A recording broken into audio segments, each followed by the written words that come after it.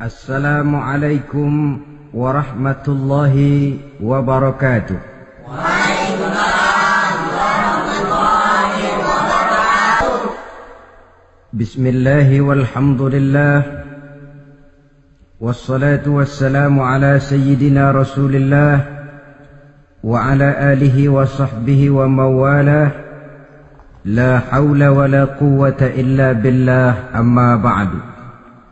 Saudara-saudara kaum muslimin yang berbahagia, di dalam kehidupan ini kita senantiasa mengambil iktibar, contoh dan teladan dari orang-orang sebelum kita.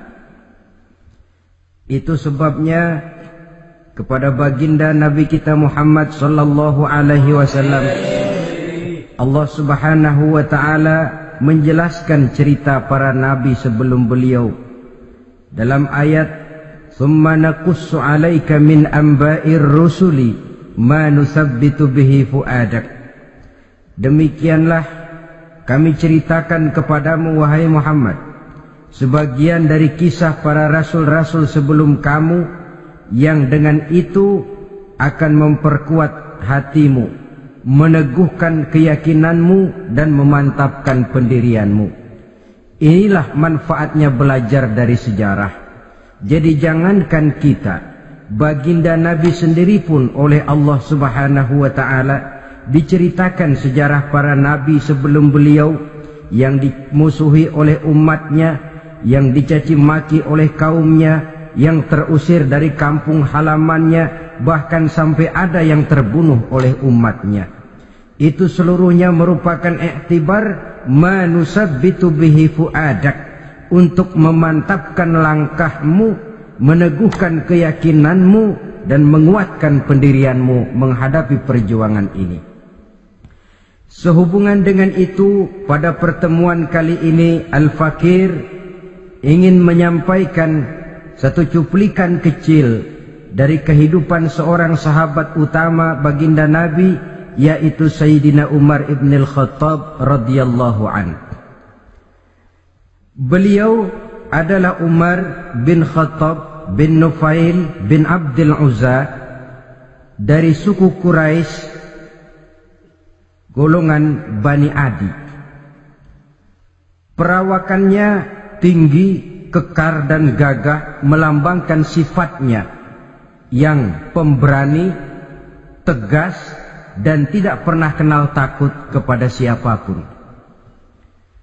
Sebelum mendapat hidayah, Umar bin Khattab termasuk orang yang berdiri di barisan orang-orang yang memusuhi umat Islam. Ia terperangkap dalam tradisi jahiliyah, di mana gemar berperang dan bermabuk-mabukan juga merupakan hal-hal yang pernah dilaksanakan dalam kehidupannya sebelum beliau masuk ke dalam agama Islam. Oleh karena itu, dalam kehidupan beragama, hidayah merupakan sesuatu yang penting. Bagaimanapun banyaknya dosa dan kesalahan yang telah dilakukan oleh seseorang, tidak seharusnya menyebabkan ia putus asa dari rahmah Allah. Sebaliknya, bagaimanapun banyak kebajikan dan kebaikan yang sudah dikerjakannya, tidak perlu membuat dia besar hati, puas, bangga, apalagi menjadi lalai karenanya. Sebab kita belum tahu akan bagaimana ujung perjalanan dari kehidupan kita ini. Saudara-saudara, kisahnya pun masuk Islam merupakan peristiwa yang menarik. Pada satu hari, dengan pedang terhunus, Umar bin Khattab menuju Darul Arqam, tempat di mana baginda Nabi biasa berkumpul dengan para sahabat. Melihat mukanya yang beringas, matanya yang nanar, orang sudah menyangka dan mengerti ini tentu akan terjadi pembunuhan.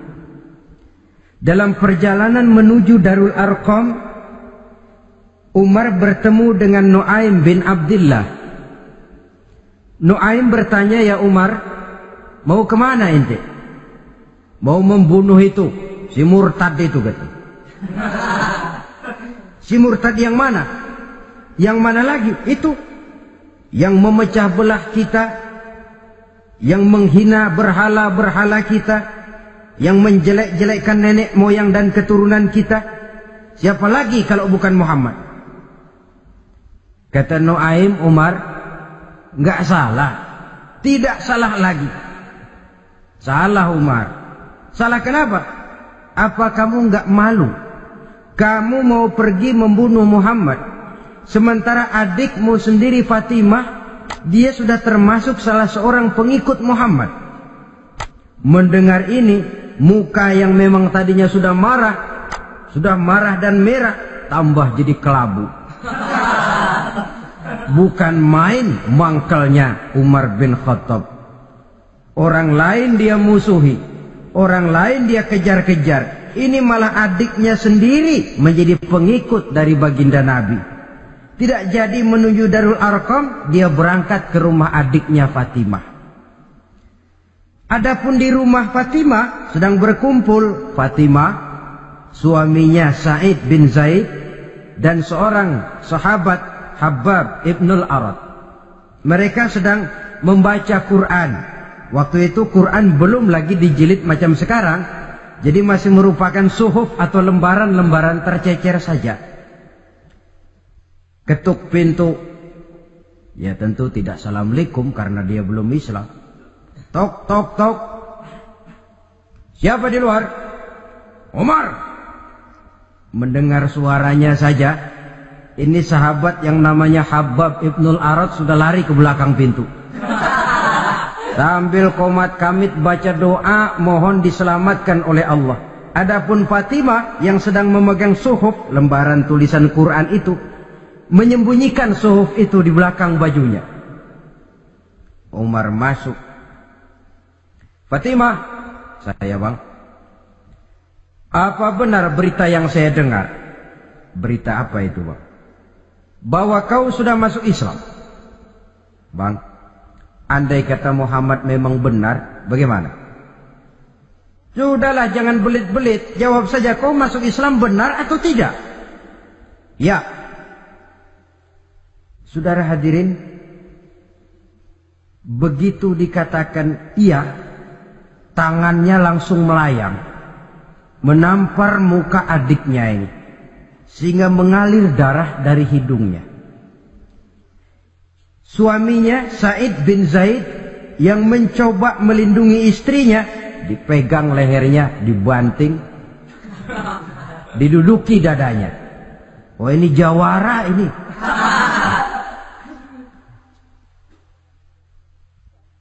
Namun pada saat sedemikian, suara kebenaran terpantul dari mulut Fatimah, adik dari Umar bin Khattab ini.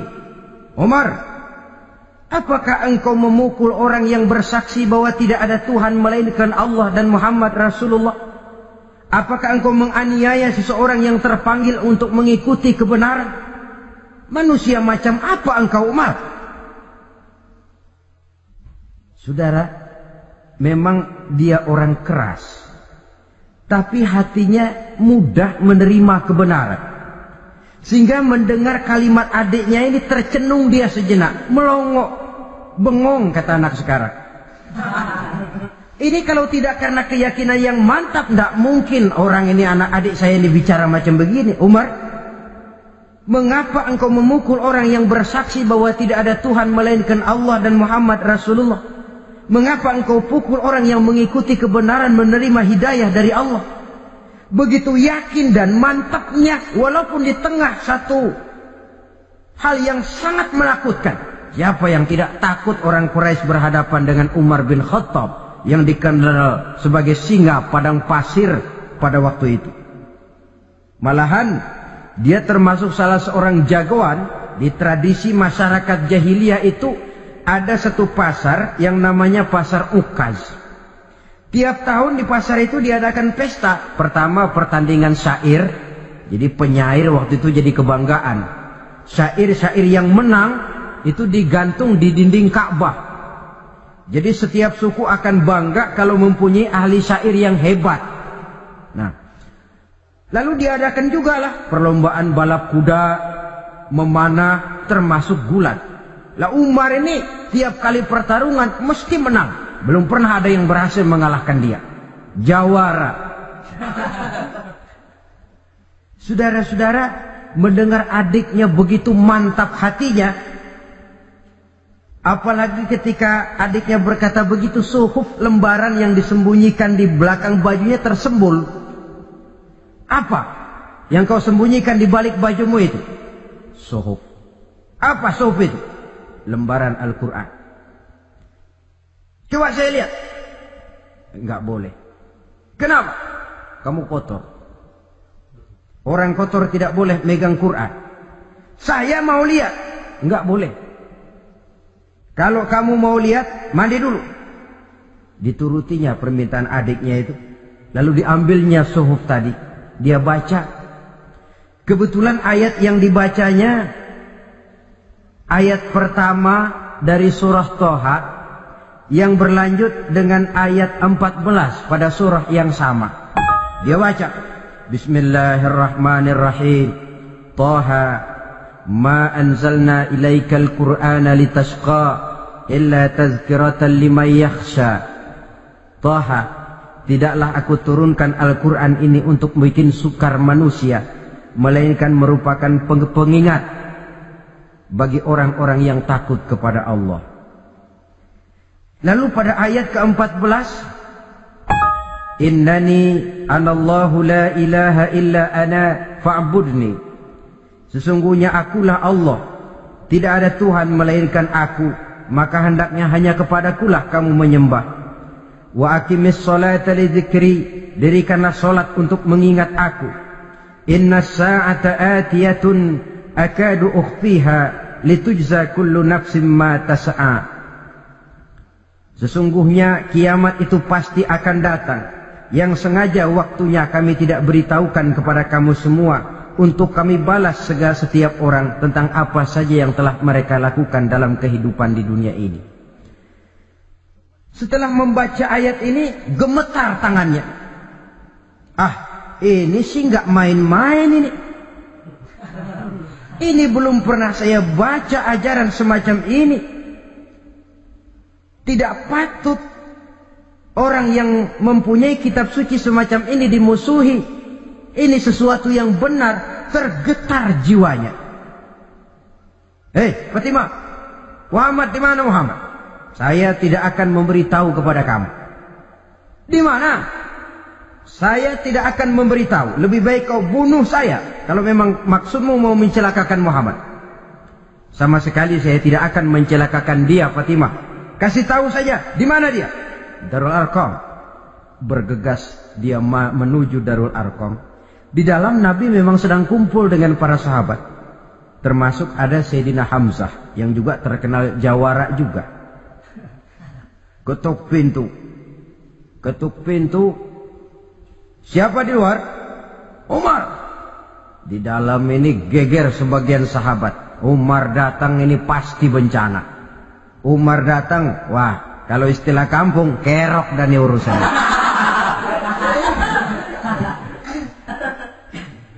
Tapi baginda Nabi menenangkan mereka. Tenang, mudah-mudahan ada hikmahnya. Sayyidina Hamzah tampil, bukakan dia pintu. Kalau niatnya baik, kita terima. Kalau niatnya tidak baik, saya paling depan. Dibukakan pintu. Begitu dibukakan pintu, Umar masuk merangkul baginda Nabi. Kemudian dengan tersendat, Ashhadu an la ilaha illallah wa ashhadu annaka ya Muhammad Rasulullah. Saya bersaksi tidak ada Tuhan melainkan Allah, dan saya bersaksi bahwa engkau hai Muhammad adalah utusan Allah. Sahabat takbir semua, Allahu Akbar, Allahu Akbar. Kegembiraan meliputi suasana ketika itu. Kenapa? Karena sebelumnya dikala Umar belum masuk Islam, dia merupakan ganjalan yang paling dikhawatirkan oleh umat Islam. Setelah dia masuk Islam, jelas merupakan suatu keuntungan yang sangat besar. Dan dia tertarik kepada Islam bukan karena bujuk rayu orang, tidak karena diberikan harta, tidak karena diiming-iming oleh kedudukan tinggi, Tapi karena kebenaran, hidayah menembus hatinya melalui wasilah ayat dalam surah Thaha yang dibacanya melalui suhuf yang dipegang oleh adiknya tadi. Sejak saat itu berubah 180 derajat Umar bin Khattab radhiyallahu anhu. Tetapi tetap dengan sifatnya keras, tegas, dan tidak pernah kenal takut kepada siapapun. Cuma kalau sebelum Islam, dia kerasnya kepada Islam. Setelah dia masuk Islam, muter arah. Kepada siapapun yang memusuhi Islam, dia bersikap keras, tegas, dan tidak pernah kenal takut. Bahkan setelah beliau masuk Islam, satu hari ketika di Darul Arqam kumpul-kumpul, waktu itu Nabi belum berdakwah secara terbuka karena pengikut masih sedikit. Sayyidina Umar usul, "Ya Rasul, ada apa Umar? Alasna 'alal haq fi mamatina wa mahyana." Ya Rasul, bukankah kita ini berdiri di atas sesuatu yang benar? Bukankah mati kita, hidup kita untuk melaksanakan sesuatu yang benar? Bala ya Umar, betul Umar. Wallazi nafsi biyadih, innakum la'alal haq in muttum wa in hiyitum. Demi Allah Umar, kata Nabi, sesungguhnya kamu dan kita semua berdiri di atas kebenaran, hidup ataupun mati. Setelah mendapat jawaban begini, Umar masuk kepada tujuan pembicaraannya. Izan ya Rasul, fafimal ihtifal. Kalau memang begitu ya Rasul, kalau memang kita yakin kita berdiri di atas kebenaran, kita hidup karena kebenaran, kita mati pun memperjuangkan kebenaran, fafimal ikhtifa. Kenapa mesti ngumpet-ngumpet? Kenapa harus sembunyi-sembunyi? Wallazi ba'asaka bil haq, demi Allah ya Rasul, la takhrujanna wa la nakhrujanna ma'ak. Tuhan harus keluar menyampaikan Islam ini secara terbuka, dan kami akan mendampingi Tuhan dengan segenap jiwa dan raga. Sekali masuk Islam gak tanggung-tanggung. Yang kayak begini ini yang kita perlukan sekarang ini. Begitu masuk Islam, nggak tanggung seluruhnya, jiwa dan raganya masuk Islam. Beliau yang pertama kali mengajukan ide, kenapa harus dakwah sembunyi ya Rasul? Wong kita berdiri di atas kebenaran, memperjuangkan sesuatu yang hak. Kalau kita mati, kita pun mati membela kebenaran. Kenapa mesti fafimal ikhtifa? Kenapa harus sembunyi-sembunyi? Mulai sekarang mari keluar ya Rasul, saya akan dampingi Tuhan, nyawa taruhannya. Saudara hadirin yang saya hormati, selalu dia tempat-tempat yang pernah dia melaksanakan maksiat sebelum dia Islam, selalu dia kunjungi sampai dia berkata, tidak ada tempat yang pernah saya melakukan kesalahan sebelum saya Islam yang harus saya tutupi dengan kebajikan setelah saya Islam sekarang ini. Bahkan ada satu riwayat menjelaskan beliau itu yang tinggi badannya, kekar perawakannya, gemetar orang ngadepin dia. Tapi beliau sendiri sangat mudah gemetar kalau sudah mendengar ayat-ayat Allah. Padahal Nabi sudah memberikan jaminan. Sebab saudara jangan lupa, orang kafir masuk Islam, dalam Islam itu dihitung dari bayi lagi. Dari nol, itulah untungnya. Jadi misalnya sudah 60 tahun, dari kecil sampai 60 tahun kafir. Umur 61 masuk Islam. Nah, sejak umur 61 itulah yang dihisab oleh Allah. 60 tahun ke bawah gratis bersih pemutihan. Istimewa betul. Tapi jangan lalu diniatin, gua kafir aja. Nanti sudah tua-tua mau giliran mati baru Islam, itu diniatin lain. Ini yang karena faktor hidayah, saudara-saudara. Nah, cintanya kepada baginda Nabi luar biasa. Dalam setiap pertempuran beliau selalu di front terdepan. Bahkan demikian cintanya sampai ketika hari di mana baginda Nabi wafat, saudara-saudara. Disampaikan berita wafat Nabi kepada Umar ini. Ya Umar, baginda Nabi sudah wafat. Kamu ngomong apa? Baginda Nabi sudah wafat.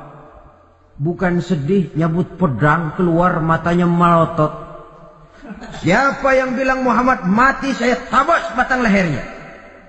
Begitu cintanya beliau kepada baginda Nabi, sampai-sampai nggak menerima kalau Nabi wafat.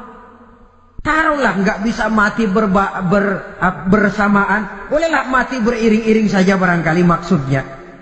Saudara-saudara, cabut pedang, kelayaban kemana-mana. Ayo, siapa ngomong Muhammad mati, saya tabas batang lehernya. Sampai bertemu dengan Sayyidina Umar, Sayyidina Abu Bakar. Di tempat orang banyak, Sayyidina Abu Bakar yang bijaksana ini pidato. Ayuhan nas, man kana ya'budu Muhammadan, fa inna Muhammadan qad mata. Wa man kana ya'budu Allah, fa inna Allah hayyun la yamut. Wahai manusia, barang siapa yang menyembah Muhammad, maka Muhammad sudah mati. Tetapi barang siapa yang menyembah Allah, Allah akan hidup selamanya dan tidak akan pernah mati.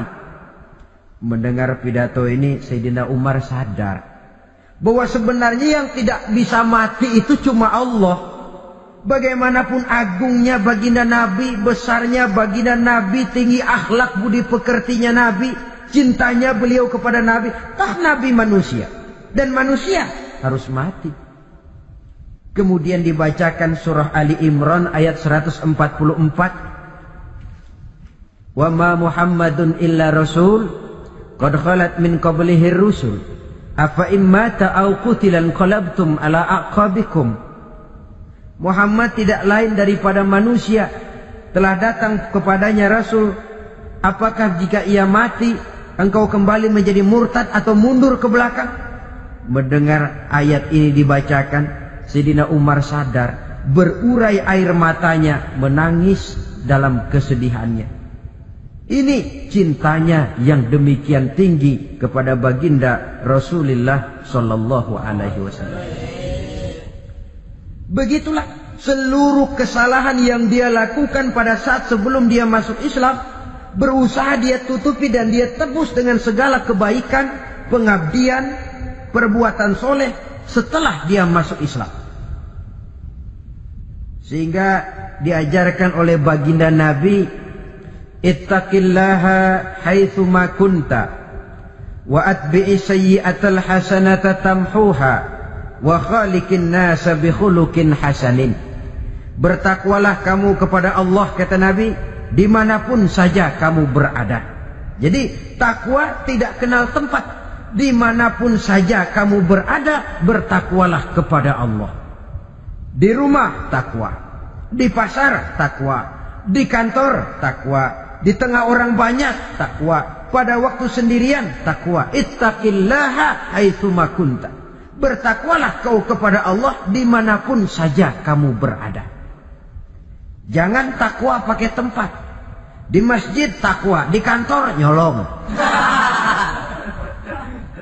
Itu tidak haitsu ma kunta. Yang diajarkan oleh Nabi, dimanapun kamu berada, bertakwalah kepada Allah. Wa atbi'i sayyi'atal hasanah tamhuha. Dan iringi perbuatanmu yang salah dengan kebaikan. Jadi kalau satu saat terselip kita berbuat salah, cepat iringi dengan kebaikan. Tamhuha, dengan harapan kebaikan yang kita kerjakan akan menutupi dosa yang terselip kita lakukan. Ngomongin orang, astagfirullahaladzim, banyak istighfar. Istighfarnya mudah-mudahan bisa nutupin dosa karena ngomongin orang. Tapi jangan lalu tambah sulap. Ngomongin orang istighfar, terus ngomongin lagi istighfar lagi. Itu tentu tidak bisa dengan cara begitu. Barangkali terselip pernah mengambil harta orang tanpa alasan yang hak, imbangi dengan rajin sedekah misalnya. Barangkali pernah menyakiti hati orang, imbangi dengan perbuatan yang bisa menyenangkan hati orang lain. Itu namanya mengiringi perbuatan yang bersifat salah dengan kebajikan. Ini yang dilakukan oleh Sayyidina Umar. Setiap pelosok hampir dia datangi. Tempat-tempat di mana dia pernah melakukan kesalahan sebelum Islam, di sana dia tegakkan kebajikan dan kebaikan. Kegagahannya keperkasaannya, keberaniannya sepenuhnya bulat-bulat sudah diwakafkan untuk kepentingan Islam. Saudara hadirin yang saya hormati, diperlukan orang-orang yang punya keberanian macam Sayyidina Umar. Berani karena panggilan hidayah, bukan berani babi. Babi berani juga babi, cuman nyeruduk. Artinya berani yang tanpa pertimbangan. Berani yang tanpa pertimbangan pada akhirnya akan menyulitkan kita sendiri. Beliau gagah, beliau berani, beliau punya kekuatan, beliau punya wewenang, dan itu dimanfaatkannya untuk menjadi backing baginda Nabi kita Muhammad sallallahu alaihi wasallam.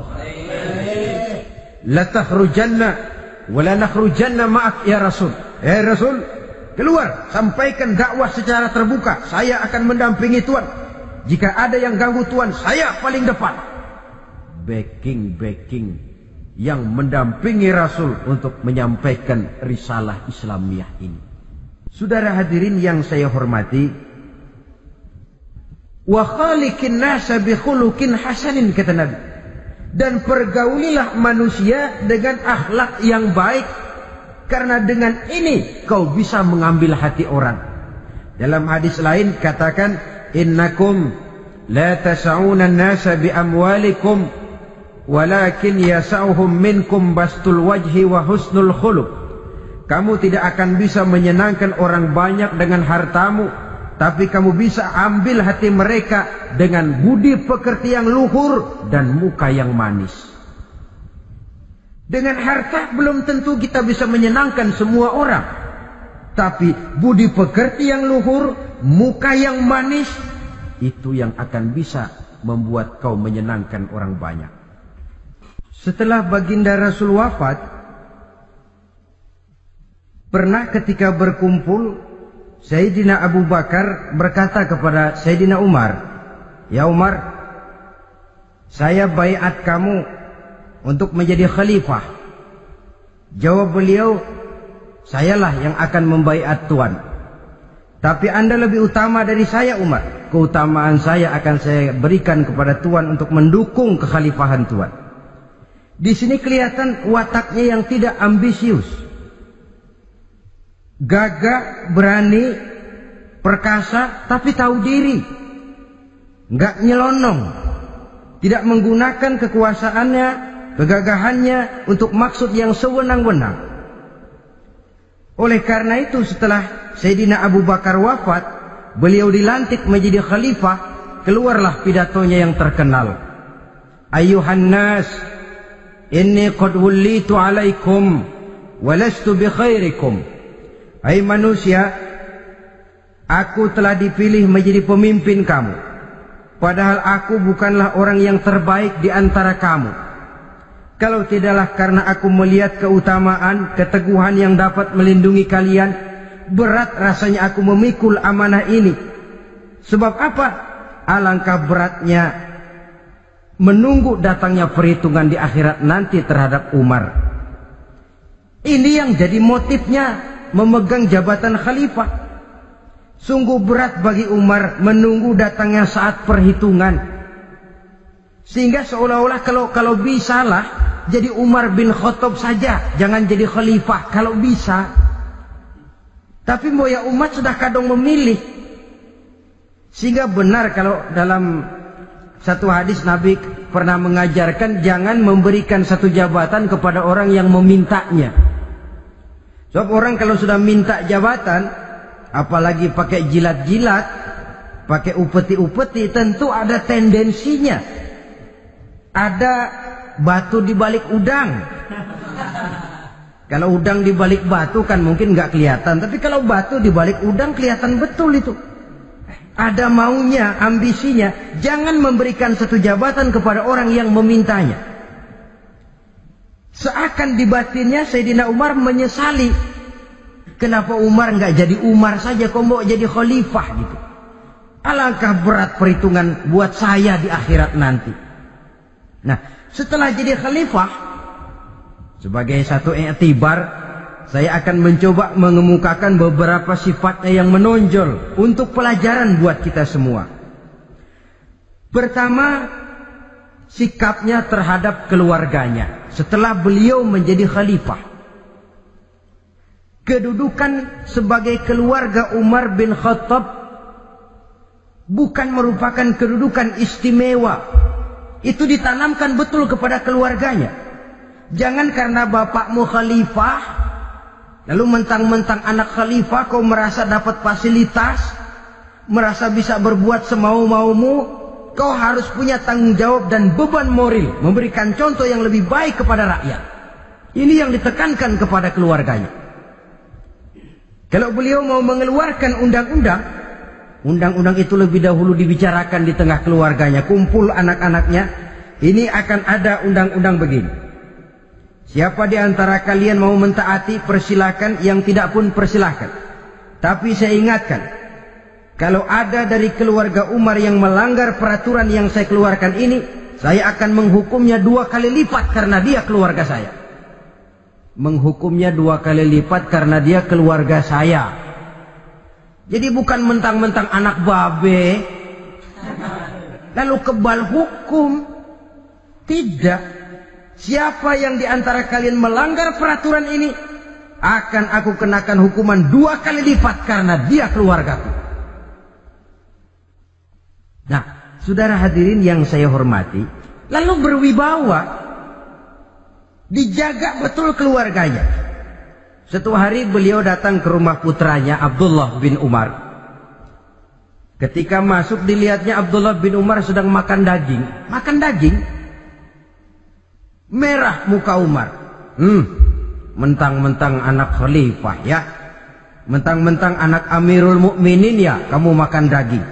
Lihat tuh rakyat kita masih banyak yang kelaparan, makan daging, makan roti keras. Padahal itu halal, sesuatu yang diperoleh dengan usahanya sendiri. Tetapi begitu hati-hatinya Umar untuk menjaga pandangan orang. Keluarga khalifah merupakan beban moral sebab akan dijadikan contoh oleh rakyatnya. Mentang-mentang anak khalifah ya makan daging. Lihat tuh rakyat, roti keras digarotin. Lain saat beliau pergi ke satu pasar. Di situ dilihat ada sapi gemuk-gemuk. Tempat lain sapinya kurus-kurus. Tanya, ini yang gemuk-gemuk sapi siapa? Sapi Abdullah bin Umar. Sapi anaknya. Panggil Abdullah bin Umar, suruh sini. Datang anaknya. Abdullah bin Umar, bagaimana ceritanya sampai ini? Begini, Bapak.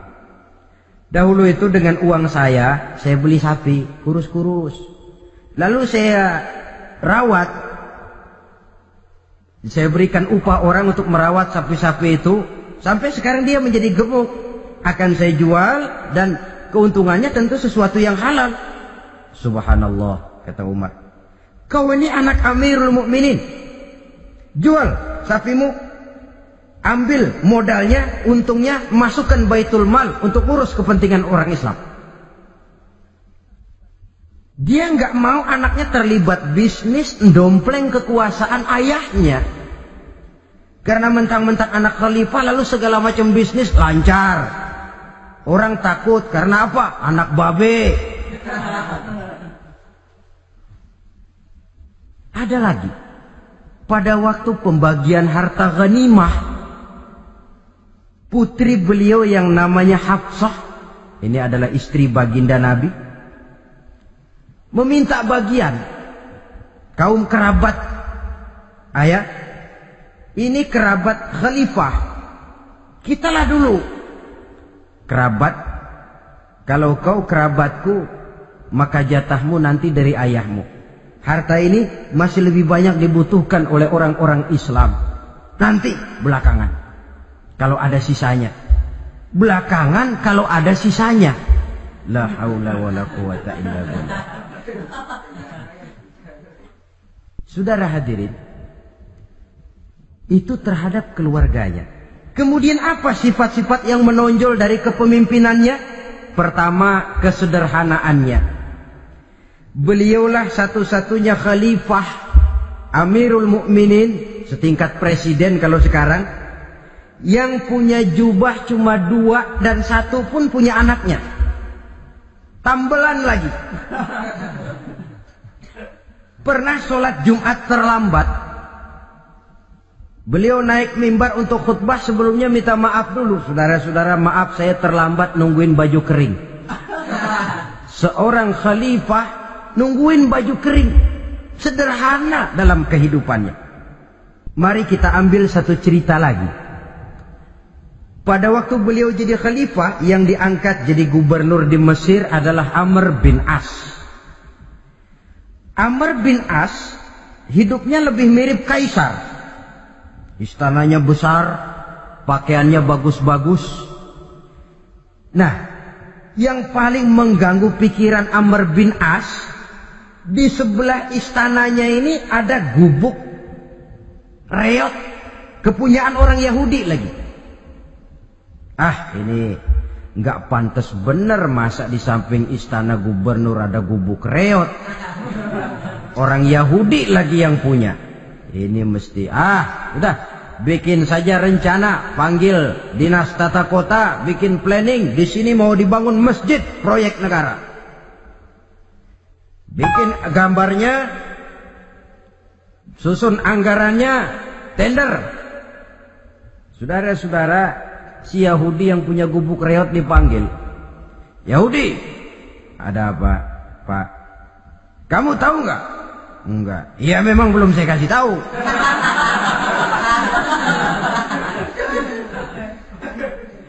Ada apa, Pak? Itu kamu punya gubuk. Tahu? Kena proyek. Proyek apa, Pak? Kami mau bangun masjid besar di situ. Dan tidak sesuai ada gubuk reot di samping tempat gubernur. Jadi maksud Bapak, gubukmu, tanah-tanahnya mau saya bebaskan. Saya beli. Enggak mau, Pak. Saya enggak mau jual. Saya bayar 2 kali lipat. Enggak mau. 3 kali lipat. 6 kali lipat juga enggak mau, Pak. Saya dari muda peres keringat banting tulang cuma segitu-gitunya, Pak, tempat saya tinggal. Gubuk reot sama tanahnya sedikit. Makmur saya, Pak, cuma rumah sama sumur.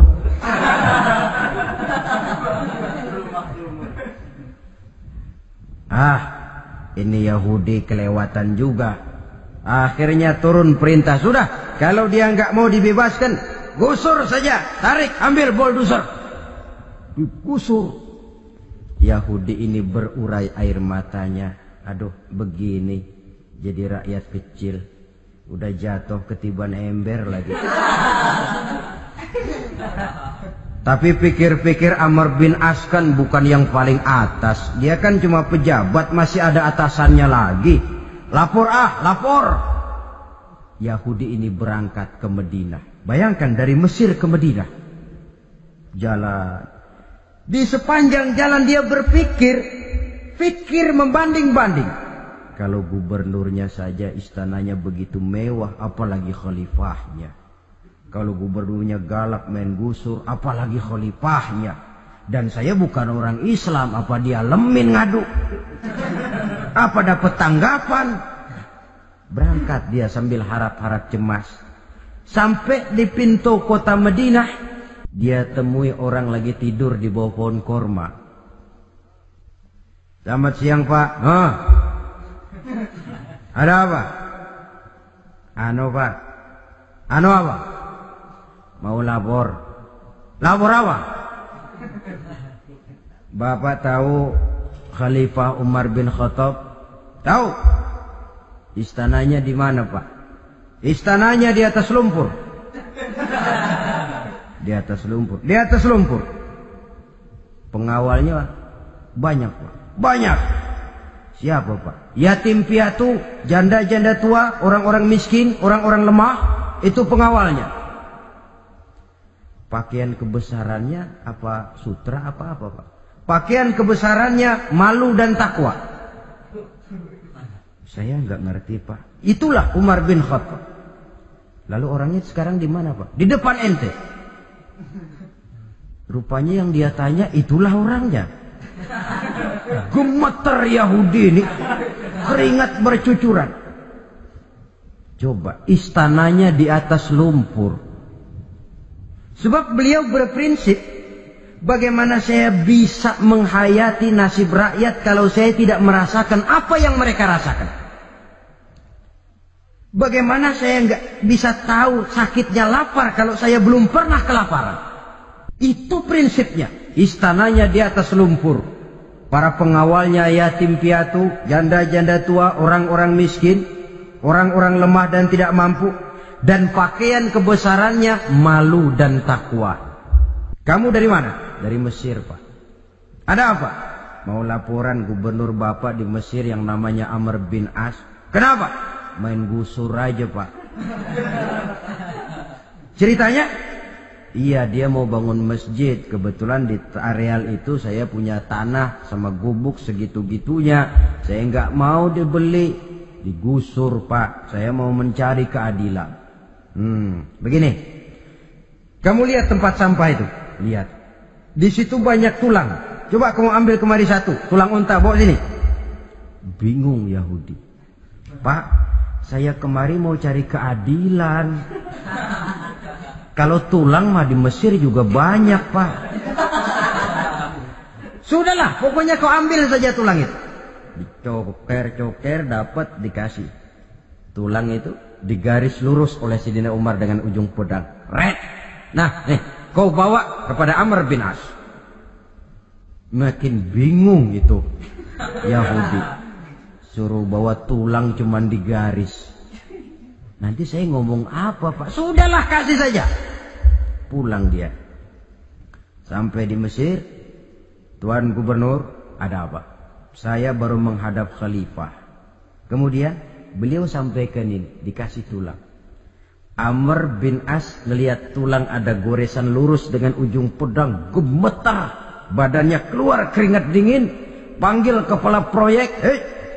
Proyek batal. Masjid nggak jadi didiriin. Itu gubuk Yahudi diriin lagi. Ini Yahudi makin bengong. Ini gubernur dapat tulang doang segitu takutnya.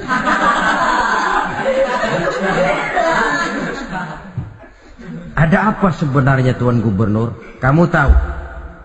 Ini nasihat pahit buat saya dari Amirul Mukminin Umar bin Khattab. Seolah-olah beliau bilang, "Hai Amr bin As, jangan mentang-mentang sedang berkuasa ya.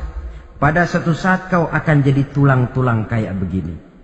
Maka mumpung kamu masih hidup dan berkuasa, berlaku lurus dan adillah kamu seperti lurusnya garis di atas tulang ini. Red. Lurus, adil, jangan bengkok. Sebab kalau kamu bengkok, nanti aku yang luruskan pakai pedangku." Siapa yang nggak ngeper digituin? Sampai akhirnya apa? Kata si Yahudi, "Pak, kalau begitu Islam adil ya." Adil. Kalau gitu biarin dah, Pak. Tanah saya. Mau kamu jual? Bukan saya jual, Pak, saya kasih aja dah. Campur gubuk-gubuknya, ambil aja dah.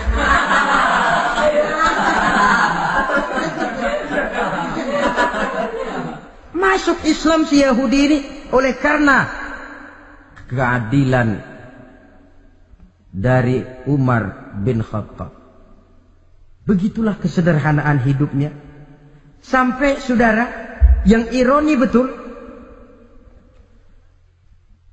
pernah Utsman bin Affan, Ali bin Abi Thalib, Thalhah dan Zubair kumpul mendengar berita bahwa Sayyidina Umar ini punya hutang. Bayangkan, seorang khalifah untuk melangsungkan hidupnya sampai punya hutang. Padahal Baitul Mal di bawah kekuasaannya. Berunding Utsman, Ali, Thalhah, Zubair. Kalau kita langsung ngomong sama Umar nggak enak dong, dia nggak bakalan terima. Lewat putrinya aja, Hafsah deh. Baik. Hafsah ngomong sama Umar, "Abah, kenapa? Bagaimana kalau honor Abah ditambah, ditingkatkan supaya hutang bisa ketutup?" "Hafsah, saya Abah." "Siapa yang nyuruh kamu ngomong begitu?" "Enggak ada." "Ada. Saya tahu ada ini. Kalau enggak ada kamu enggak mungkin ngomong begitu. Tapi orangnya kalau saya tuntut mereka mungkin enggak mau." Sekarang saya mau tanya Hafsah, kau kan istri Rasul, betul? Nah, saya mau tanya, suamimu makanannya apa? Daging? Bukan. Roti. Tempat tidurnya kasur empuk? Bukan. Kain kasar yang kalau musim panas kami bentangkan, kalau musim dingin separuh buat tidur, separuh buat selimut. Pakaian yang dibelikan untukmu berapa banyaknya? Cuma 2. Nah, itu guru saya. Orang yang paling saya cintai, dan itu yang saya ikuti. Bahkan setelah beliau wafat, Sayyidina Umar ini, hutangnya ditanggungkan kepada anaknya Abdullah bin Umar, dan itu pun dilunasi dengan menjual rumahnya. Sehingga rumahnya itu disebut Darul Qadha, rumah bayar hutang. Begitu kesederhanaannya. Jadi nggak pakai aji mumpung jadi khalifah lalu kayak ikan gurita, tangan yang mana aja megang. Itu kan mental monyet. Monyet itu kan begitu. Tangan megang kiri kanan, mulut ngawal, kaki megang, temennya dikasih masih ngerampas juga. Monyet rakus betul itu. Itu kesederhanaannya.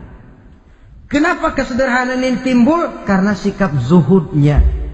Zuhud itu tarkud dunia li ajlil akhirah. Orang yang mengambil dunia hanya yang diperlukan dengan lebih mengutamakan kehidupan akhirat. Watak zuhudnya yang sangat menonjol.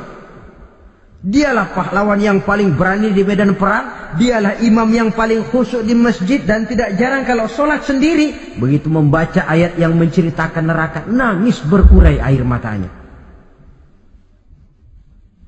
Saudara hadirin ma'asyiral muslimin rahimakumullah.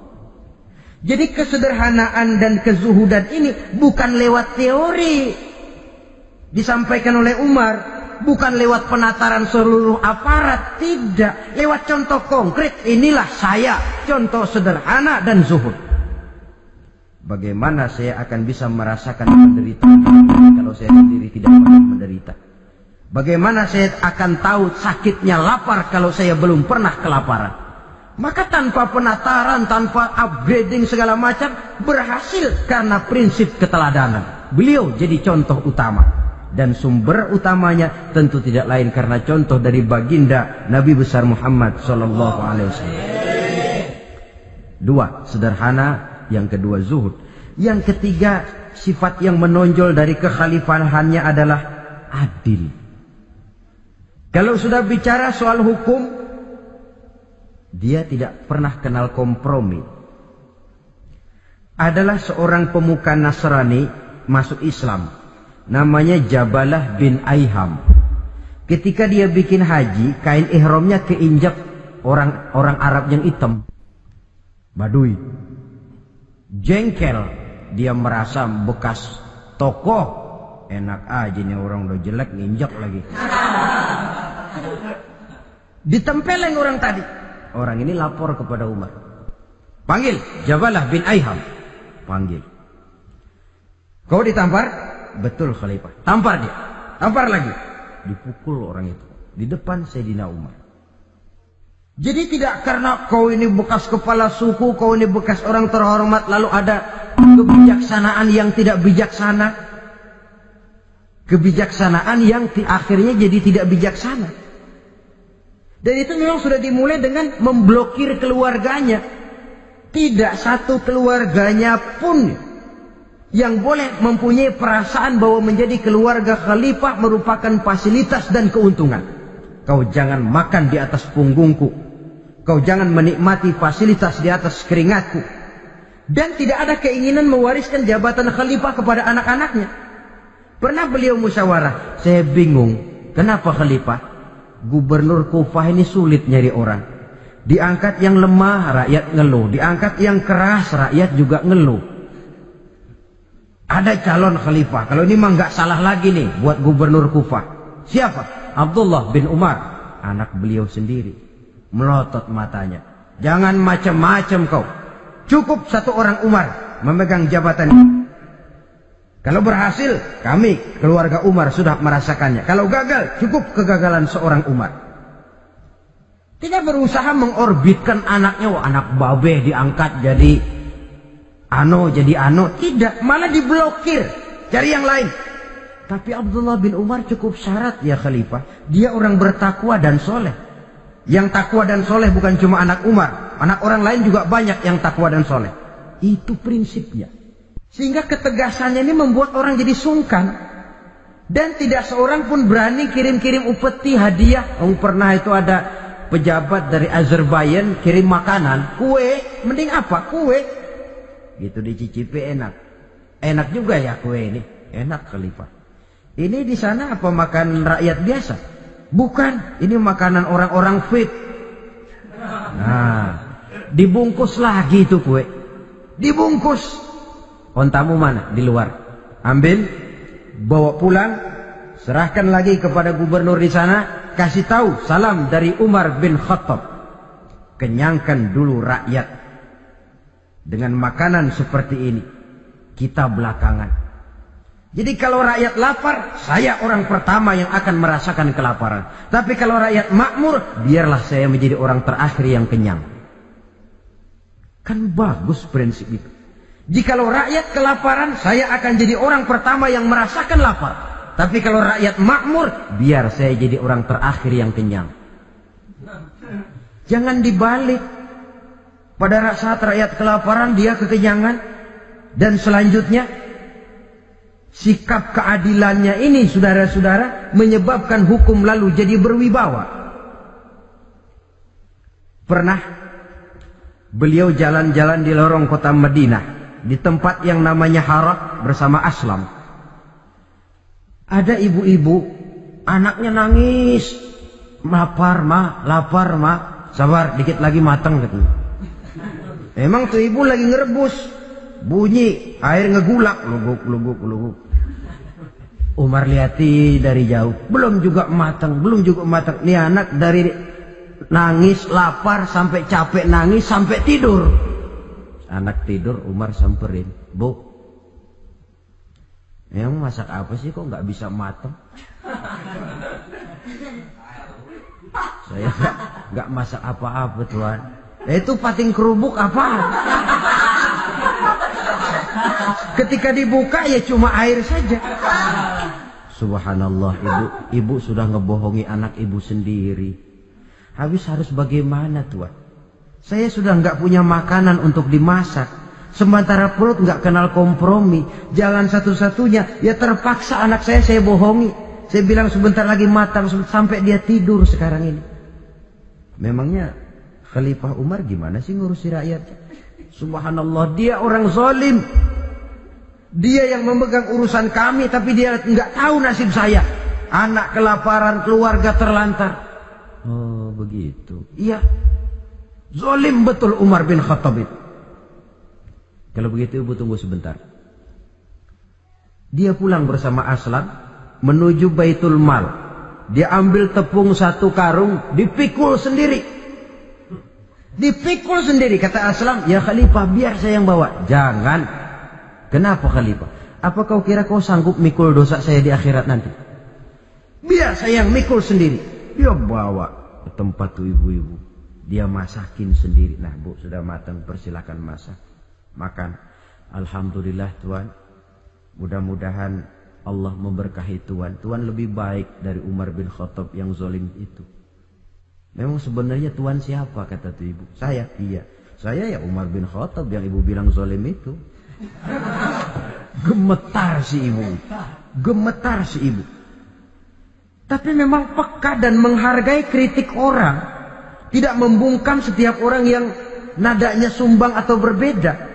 Kadang beliau berkata, saya khawatir karena orang terlalu segan dengan saya, lalu nggak ada yang berani negor kalau saya salah. Kan begitu biasanya. Karena sudah terlalu segan, lalu semuanya orang mau diaminin saja. Asal dibilang nggak benar, marah, jengkel. Lalu disingkirin, maunya diiyain, inge kulonuwun. Oke bos. Beliau bilang, saya khawatir kalau tidak ada orang yang mau menegur kesalahan saya jika saya terlanjur nanti. Tahu muncul orang, demi Allah, saya akan menegur Tuan dengan pedang saya ini. Cerah mukanya, senyum bibirnya, alhamdulillah. Anak muda, saya memerlukan orang macam kau, yang berani berkata ya terhadap yang benar dan tidak terhadap yang tidak benar, apa dan bagaimanapun resikonya. Di sini kelihatan sikap beliau menghadapi orang yang berbeda pendapat. Keadilan, keberanian dan ketegasan, cepat menerima kebenaran, merupakan serentetan dari sifat-sifat utama beliau sejak masuk Islam sampai menjadi khalifah yang kedua.